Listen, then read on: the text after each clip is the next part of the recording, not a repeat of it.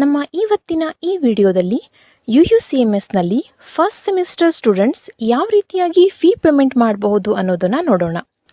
ಮೊದಲು UUCMSನಲ್ಲಿ ರಿಜಿಸ್ಟ್ರೇಷನ್ ಮಾಡ್ಕೊಂಡಾಗ ನಿಮಗೆ ಒಂದು ಕ್ಯಾಂಡಿಡೇಟ್ ID ಬಂದಿರುತ್ತೆ, ಅದು ನಿಮ್ಮ ಯೂಸರ್ ನೇಮ್ ಆಗಿರುತ್ತೆ.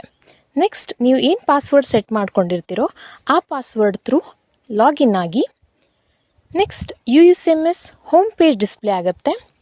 ಅಲ್ಲಿ ಕೆಲವೊಬ್ಬರಿಗೆ ವೆಲ್ಕಮ್ ಟು UUCMS ಅನ್ನೋ ಡೈರೆಕ್ಟ್ ಪೇಜೇ ಓಪನ್ ಆಗ್ಬೋದು, ಅಥವಾ ಕೆಲವೊಬ್ಬರಿಗೆ ಪಾಸ್ವರ್ಡ್ ಚೇಂಜಿಗೂ ಕೂಡ ಕೇಳಬಹುದು.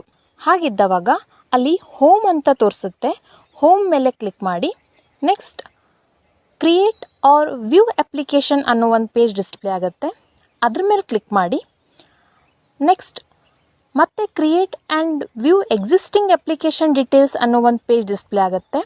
ಅಲ್ಲಿ ವ್ಯೂ ಎಕ್ಸಿಸ್ಟಿಂಗ್ ಅಪ್ಲಿಕೇಶನ್ ಡೀಟೇಲ್ಸ್ ಅಂತ ಇದೆ, ಅದ್ರ ಮೇಲೆ ಕ್ಲಿಕ್ ಮಾಡಿ ನೆಕ್ಸ್ಟ್ ನಿಮ್ಮ application ID, university name, department name, program name, ಯಾವ ಡೇಟಿಗೆ ನಿಮ್ಮ ಅಪ್ಲಿಕೇಶನ್ ಸಬ್ಮಿಟ್ ಆಗಿದೆ ಅನ್ನೋದನ್ನೆಲ್ಲ ತೋರಿಸುತ್ತೆ. ಅಲ್ಲಿ ಆ್ಯಕ್ಷನ್ ಕಾಲಮ್ನಲ್ಲಿ view, edit, preview and delete ಅಂತ 4 ಆಪ್ಷನ್ ಇದೆ. ಅಲ್ಲಿ ವ್ಯೂ ಮೇಲೆ ಕ್ಲಿಕ್ ಮಾಡಿ ನೆಕ್ಸ್ಟ್ ಅದೇ ಪೇಜ್ ಕೆಳಗಡೆ ಪೇಮೆಂಟ್ ಆಪ್ಷನ್ ಡಿಸ್ಪ್ಲೇ ಆಗುತ್ತೆ.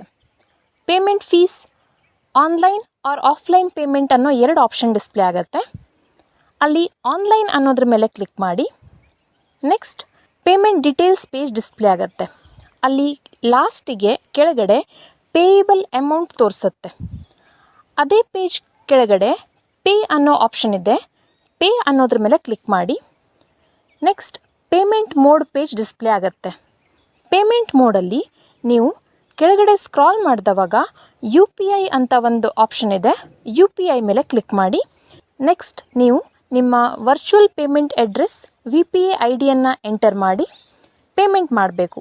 ಪೇಮೆಂಟ್ ಆದ ನಂತರ ರಿಸಿಪ್ಟ್ ಜನ್ರೇಟ್ ಆಗುತ್ತೆ, ಅದನ್ನು ಡೌನ್ಲೋಡ್ ಮಾಡಿಟ್ಕೊಳ್ಳಿ ಅಥವಾ ಅಟ್ಲೀಸ್ಟ್ ಸ್ಕ್ರೀನ್ಶಾಟ್ ಮಾಡಿಟ್ಕೊಳ್ಳಿ. ಅದನ್ನು ಕಂಪಲ್ಸರಿಯಾಗಿ ಕಾಲೇಜಿಗೆ ಸಬ್ಮಿಟ್ ಮಾಡಬೇಕಾಗತ್ತೆ. Thank you.